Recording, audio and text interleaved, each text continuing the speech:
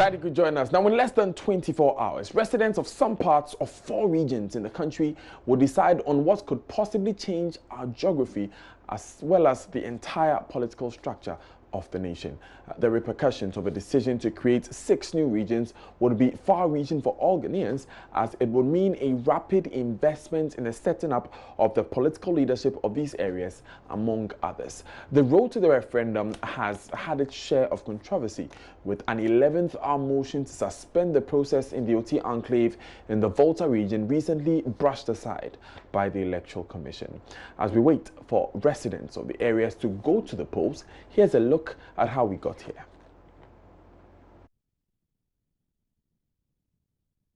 New regions is 6. Like I said, it's not all the regions, it's not all the areas of the country that have been affected. These are the affected regions: Brongahafo, Northern Volta, and Western. 2 regions being proposed out of the Brongahafo region, 2 out of the Northern, 1 out of the rest.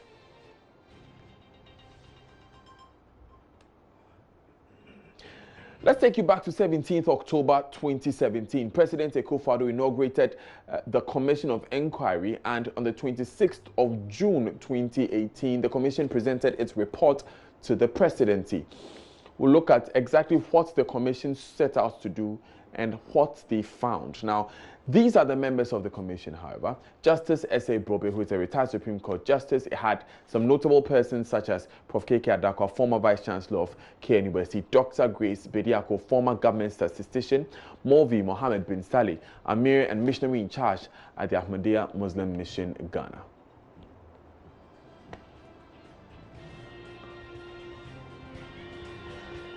A number of other persons there on that commission. We had Roberta Jennings, Ms. Gladys Tete, Dr. David Esau, Prof. George Owusu.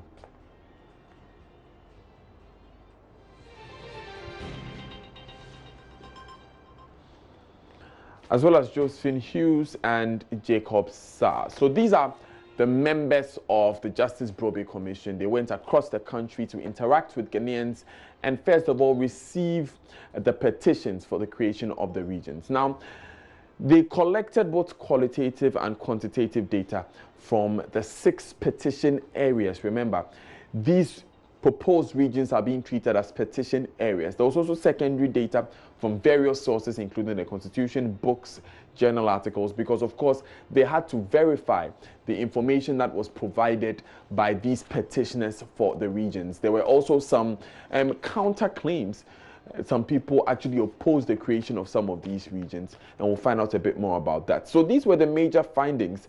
There was, first of all, the spatial extent of the existing regions, how large they are, the distance of these areas from their regional capitals. There was also the existence of road infrastructure. Remember that one key argument that was made, especially prior to the 2016 election, was the fact that some of these persons found it difficult to access basic services in the regional capitals. There's also, like I said, the existence of government and public services in the regional capitals, which had been alienated from these persons because of the problems with access and what have you. So these people basically feel alienated from government and from all services that government offers.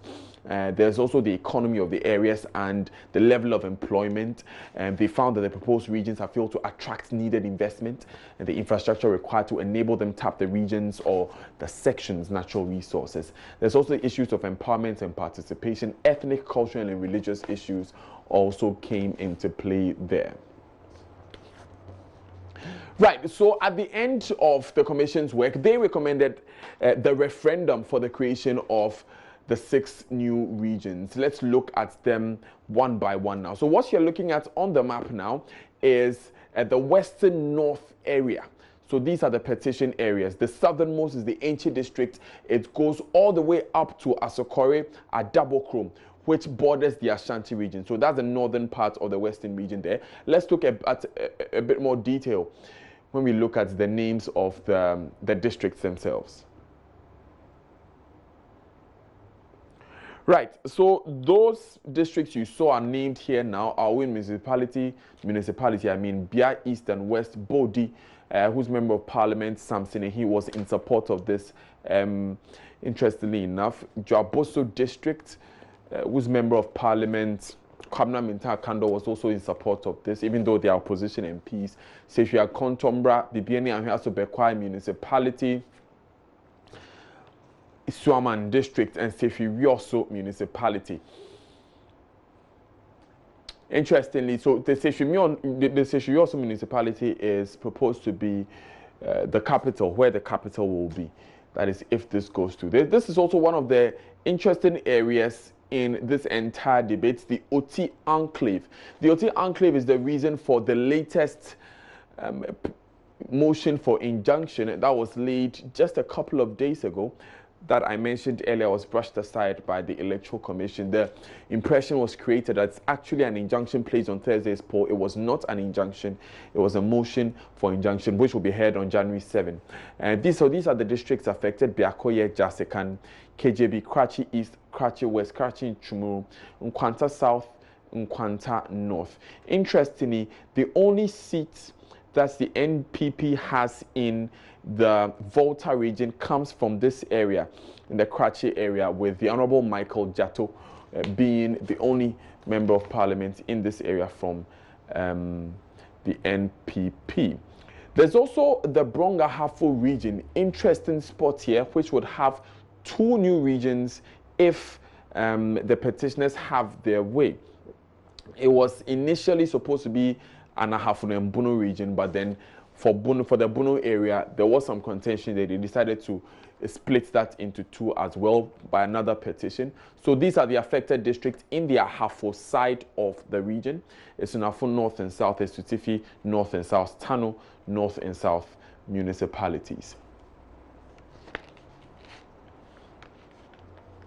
So Bono East, remember, like I said earlier, this was going to be a Bono and Ahafo split. Interestingly, this promise was made by the NPP prior to the 2000 election, when President Kufuor was running for power.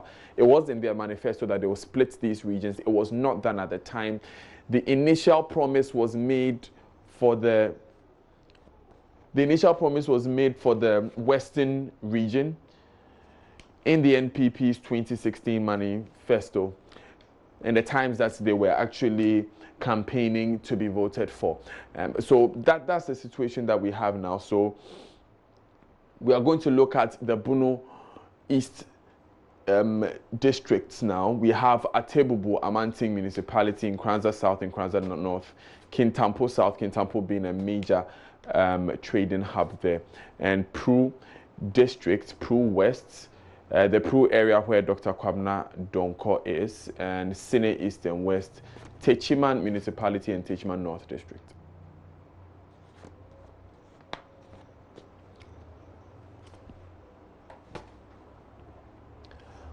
Now, the Savannah region is one of the regions that is going to be created out of the northern region. That is, if the petitioners have their way. There's the Bole district, if you know Bole quite well. That's where the former President Mahama is from. Central Gonja, East Gonja, North Sola, Tuna, Kauba, and West Gonja. So these areas are very large geographically. If you look at the northern region as it stands now, it's very large geographically, but it's very small in terms of population. So the northeast region, as you can see, not too many districts, but the land mass is huge. So there's a Tripoli district, East Mamprusi, Bunkrugu, Naklanduri, Yoyo, Nanswan, West Mamprusi, and Mamprugu, Mwagaduri district.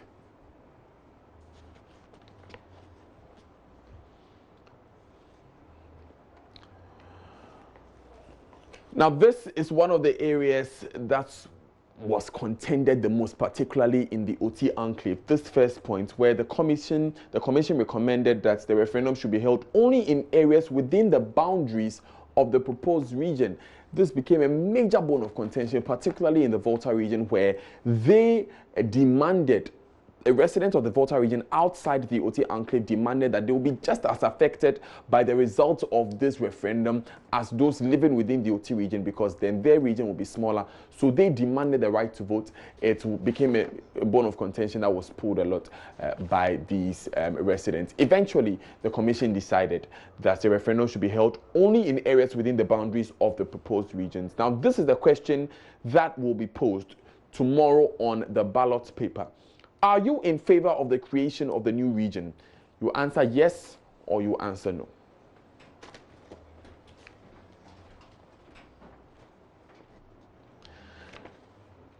Again, an extension of this commission's decision that was initially contested by the residents of the Volta region outside the Oti enclave.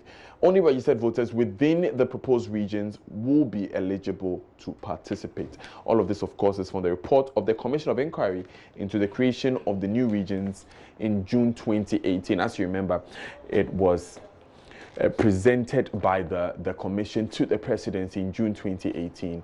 This commission, which became known later as the Justice Brobe Commission. We'll stay with this issue of the referendum because the Nifahene of the Central Kofi traditional area, Nana Sako Brimpon V, is warning against voter apathy and pushing for more votes. Nana Brimpon V is key among those who want a split of the Volta region. Speaking at this year's homecoming festival at Central Kofi Penua, Nana Brimpon implored all eligible voters in the enclave to ensure they bring development to that part of the Volta region by voting to endorse the creation of the proposed Oti region in Thursday's referendum. Fred Kwame Asare has more. Central Kofi, Akpafu, Lulubi, and Likpe traditional areas would be carved out of the Hohwe municipality and added to 8 districts in the Northern Territory of the Volta region to make the proposed Oti region. The 4 areas are proposed to form an administrative district christened Sal should the new region be created. Based on this, the Nimfahene of Central Kofi, Nana Seku Brempon V, envisages enough resource allocation to the area without competition. This, he says, will bring about infrastructural and socio-economic development. He, however, fears voter apathy may hinder the achievement of this goal. The creation of Oti region is therefore a must, only on condition that 50% of registered voters vote on that day. And out of those who vote, 80% must say yes. If we ourselves fail to vote according to the 1992 Constitution, then we cannot get a new region which our forefathers petitioned all governments for decades ago. The chiefs, the people leaders, and the youth of Central Kofi, Akpafu, Lolobi, and Likpe, Sa, have agreed that it will be in our interest to vote yes for Oti region. If we get Oti region, we in Sa, S-A-L, that is Central Kofi, Akpafu, Lolobi, and Likpe, will fight for a district, a constituency, and for a member of parliament. This will be a good and progressive development for us. If that is so, then we must all vote massively yes for the creation of Oti region. Beyond these fears are those that the Hohwe municipality may be diversely affected. Chief Executive Teddy Ofori explains the status of the Municipal Assembly will remain intact. Funds from this year's Central Kofi Homecoming Festival would be channeled towards completion of an ultra-modern information and communication technology center. Fred Kwame Asari, Joy News, Central Kofi Benua. Now, Fred has also been speaking to Sefaji Kwame and Dr. Martin Akote and other residents of the proposed Oti region. Going on very, very, very well. It's very positive. All the feedback we are getting from all the districts and all the communities looks very positive, and so we are sure that we are going to strike our target. Now, looking at the attendance at the campaign grounds, I visited some of the campaign grounds myself. Are you okay? Are you okay with the turnout? Well, you know, we are in a farming season. We are very much okay because we don't just meet people in public. We go to the churches, we go to the mosques, we go to the houses. So if somebody has been visited already, of course, you do not expect the person to come out again. That will only be just to satisfy their curiosity. But to the very large extent, from my part, in fact, the campaign has been running very, very well, and we are so happy about what we are getting. And you're optimistic about getting your desired target? Sure. We shall even exceed it. Now, when you're addressing the rally down there, you mentioned that if you should see a no vote in any of the results or in any of the ballot boxes, you would reject that result and then further proceed to the law court to contest the result. Why? Why do you have to do that? Well, you know, we are still campaigning, and all that we have to do to encourage our people to vote yes for us, that is what we are doing. And so we have said that it is a challenge we've thrown to all the communities, all the chiefs, and that is the way we are going. So how are you going to go about this no result court case? Well, let's get to the point and we'll know how to proceed. In our quest to get a region, which is the Woti region, we have worked very far. And in less than 24 hours, we should be doing for our I want to urge everyone to come out with their numbers and continue with the people we started so that the attainment of the region will be a success. I want to entreat every youth of this environment or of this enclave to do very well. Whatever it is that we have to do, we have to demonstrate to the whole world that our quest for the region indeed is a one that is on our hearts, and we can do that together. Together, let's fight Woti. Woti is here for life, Woti for unity, and Woti for development. We should come out strongly denying there is no such thing, and so the referendum is coming up. Campaigning against the division of the region for various reasons that we have stated in the past. We are hoping that the injunction that was laid on our behalf and on behalf of all citizens of the region will cause the Electoral Commission to respect the laws of the country, and that to put on hold whatever activities that they are undertaking as far as the referendum is concerned. But from what we are hearing from the grapevine and from the Deputy Electoral Commissioner, Emmanuel Bosman, if I am not correct or if I am right, that the elections will come on. We are calling on the whole nation to look into our law books and then tell us exactly what is the situation. Because per what we know, if injunctions are laid, they are binding on whoever, even the president of the country, cannot disobey the courts. So we are calling on civil society organizations to come in and add their voice to what is happening. Now to our people over there, we urge all of them to come out in their numbers and vote emphatic no, because it is their constitutional right to vote. We are aware of all the intimidations, the attacks, and the likes that have gone on from our brothers and sisters who are campaigning for years. And we're expecting that the laws of the country will prevail. But the security agencies and all other agencies that are supposed to ensure that there is peace in the area have sat down and they are not making any act or action, taking any actions. This is Joy News Today with me, Daniel Daze. Coming up in the bulletin, Alban Bagman predicts runoff in upcoming NDC presidential primary. Stay with us.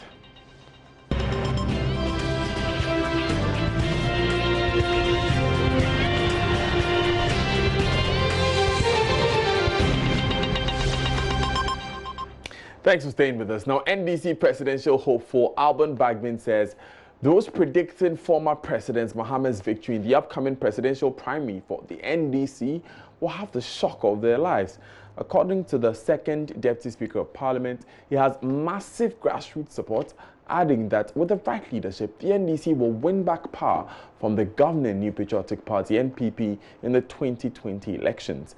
Mr. Bagbin, who is predicting a runoff in the upcoming presidential primary, also says his time in Parliament has given him enough experience to lead the NDC and subsequently the country. The few that are supportive of him, who, by virtue of the fact that they were in government recently, in the recent past, and so will want to be given the opportunity to come back to government, can keep on with that wishful thinking. But I know that we have almost 280,000 eligible voters in the presidential primaries. 280,000 eligible voters in the presidential primaries. The National Congress that we just held for the election of the national officers had only 9,350 delegates. But as I said, we are now going for no less than 280,000 voters. And so if you have a few in Accra every day parroting what they believe will happen, I can tell you they may have a shock of their lives. Now, he also revealed that his presidency will initiate steps to revamp the main framework within which our democracy functions. You're still live on Joy News today, and we'll move from issues having to do with politics, because 2017 National Best Farmer Yakubu Osman is calling on government to reform mass cocoa spraying exercise. He says farmers are not benefiting from the program despite the huge investments government makes into it. Osman and other cocoa farmers are lamenting inadequate government support for their work, saying it's making it difficult for them to continue growing the crop. Here's a report by our Agric and Technology Desk. Government holds on to about 30% of the money it earns from cocoa sales on the international market, giving farmers only 70%. Cocoa Board promises farmers freebies including free pest control, free seedlings and subsidized fertilizers to make up for their loss. But the farmers say they are not getting that support.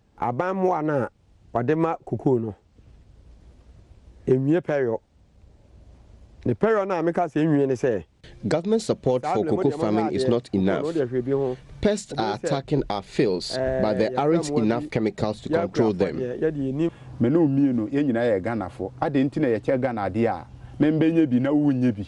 We are all Ghanaians, but not everyone is benefiting from the government's support. At age 47, Yakubu Osman owns 245 acres of cocoa farms at Sesri Asanyenso in the Western region. He is a self-made rich cocoa farmer who has been in the business since 1996. He, his 2 wives and 15 children, plus hundreds of laborers, manage his 43 different cocoa farms. But the challenges are several. He shows me pest infestation on his farm, which he hoped the mass spraying exercise will help deal with. The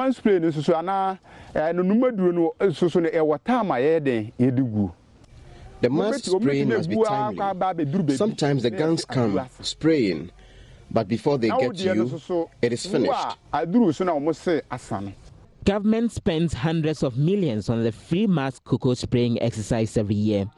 But the chemicals are not reaching farmers as a result of diversion and corruption. Some of these chemicals are usually rebranded and sold to the farmers at higher cost, although they are not for sale.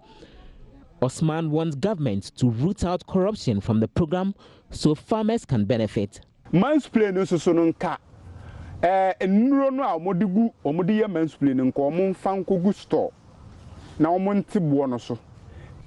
Just as government has done with the subsidized fertilizer, they should stop the free spraying and distribute the chemicals at a subsidized cost.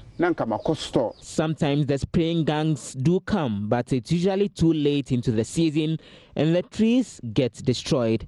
Frank Aduhene is another cocoa farmer here.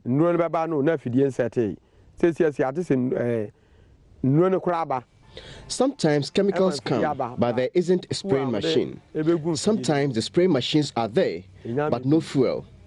But the season for the pest has come, so they destroy the cocoa. The farmers complain government pays them too low prices for the cocoa. They also lament high input costs. They say they don't get the subsidized fertilizers, and their communities remain perpetually poor. Yes, say, and can you cry 5 million kakra. If government can take the price at which it buys cocoa to at least 500 cedis per bag, you'll be happy because the cost of good chemicals is very high, extremely high.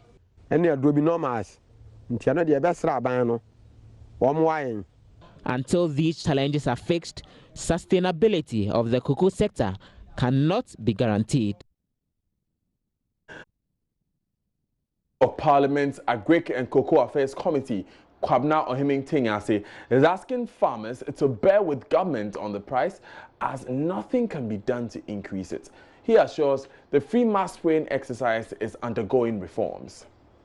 The history of this mass spraying has been the fact that individual farmers were unable to buy the chemicals and do the spraying themselves. And so government took up this opportunity. It is the management of the whole process at the farmer level which is the problem. And that, I believe, the best way out is for us to be able to address the problems. Where are they not getting? What can be done for them to get the chemicals?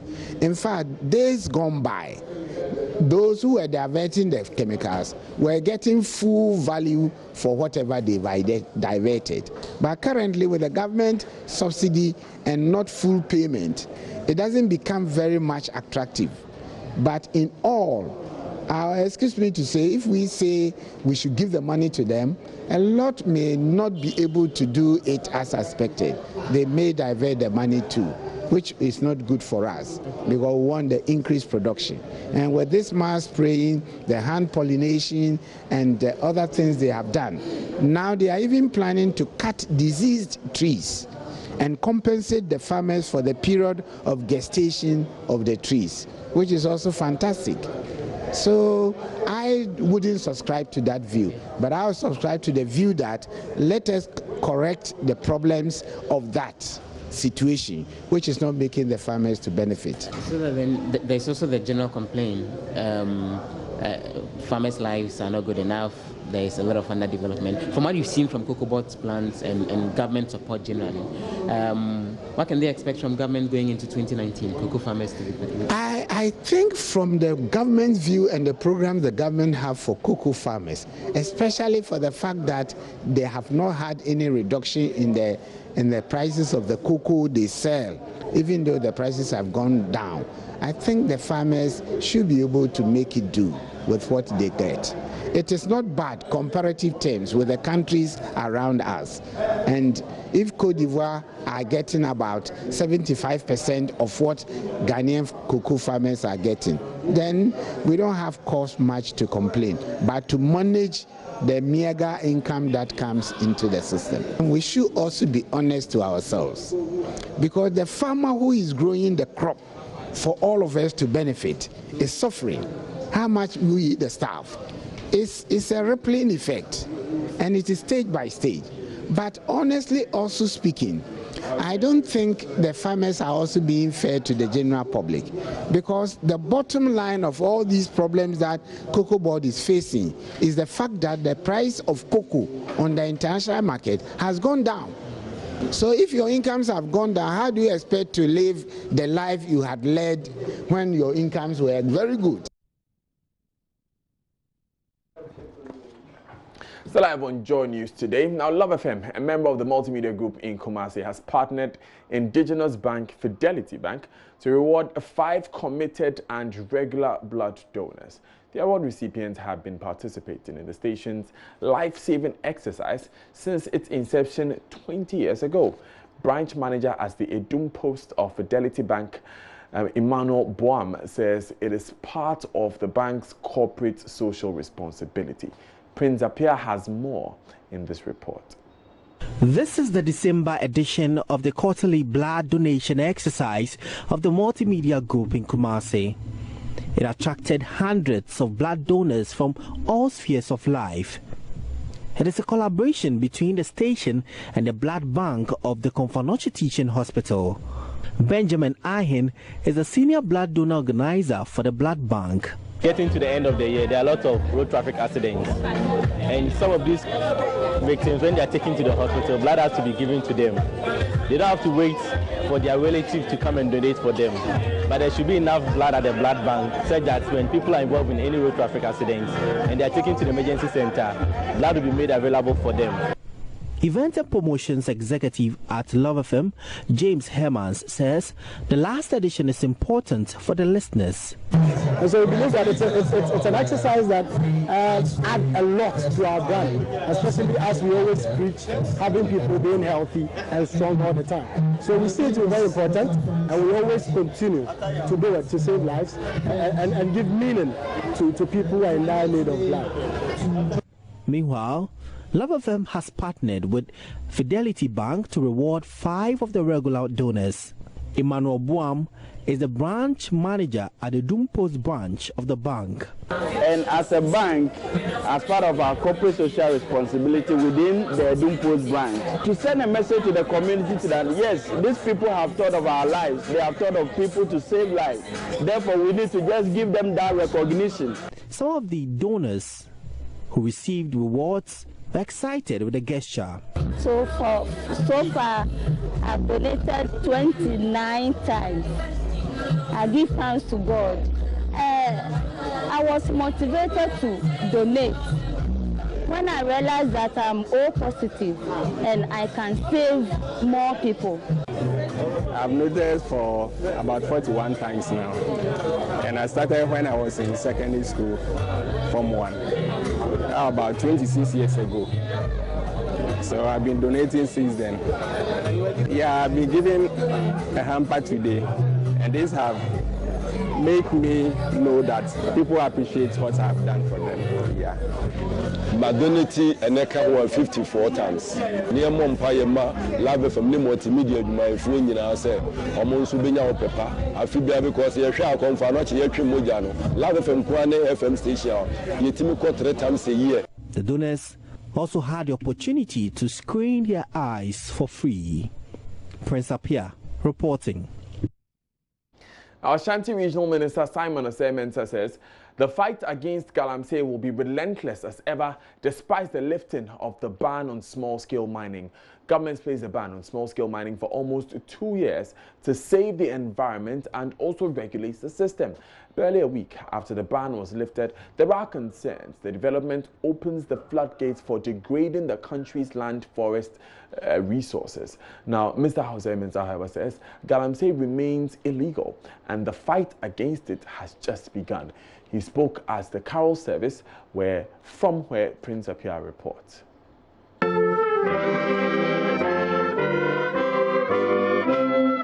It was a ceremony for the 9 lessons and carols night service of the Ghana Armed Forces Central Command in Kumasi. The military, their families and friends had met to celebrate the occasion. Guest speaker, Regional Minister Simon Osei-Mensah said galamsey remains illegal and the fight against it has just begun. You all witnessed recently the lift of the ban. Some people are saying now the problem is ended. It's not true. The actual problem of the fight has now commenced. In the sense that when the ban was there, anybody who was operating and was not a large-scale miner was operating illegally. Now we are going to have a mixture of legal operators with illegal operators. And we have to get the bad nuts out of the good one. So we have actually commenced the fight. Whether we will succeed or not started from 17th of December this year. Mr. Mensah also lauded the personnel for their swift intervention in incidents that threaten peace in the region and other parts of the country. He called on the military to intensify operations to fish out the bad people who are bent on destroying the environment. And let's change. Let's change our attitude and maintain a clean environment. Poor sanitation, bedeviling this region is something which is not acceptable. We are going to take the bull by the horn. And I wish everybody will support us in 2019 to clean our cities and towns of filth. When it comes to the period of sanctioning, please stop calling us snakes and let's work together to get what we want for this region. Meanwhile, Chairman of the Regional Peace Council, Right Reverend Christopher Nyako Andam, spoke about the need for everyone to consider the peace Ghana is enjoying and maintain it. Let us therefore depend on the Prince of Peace to promote peace in our dear country. Let us depend on Christ, the baby that we are celebrating, to promote peace in our families. Let us rely on him also to promote peace between ourselves and God. Indeed, Christ is the peace of the world. Prince Apia reporting. And also, for today's bulletin of Joy News Today, with me, Daniel Dazi.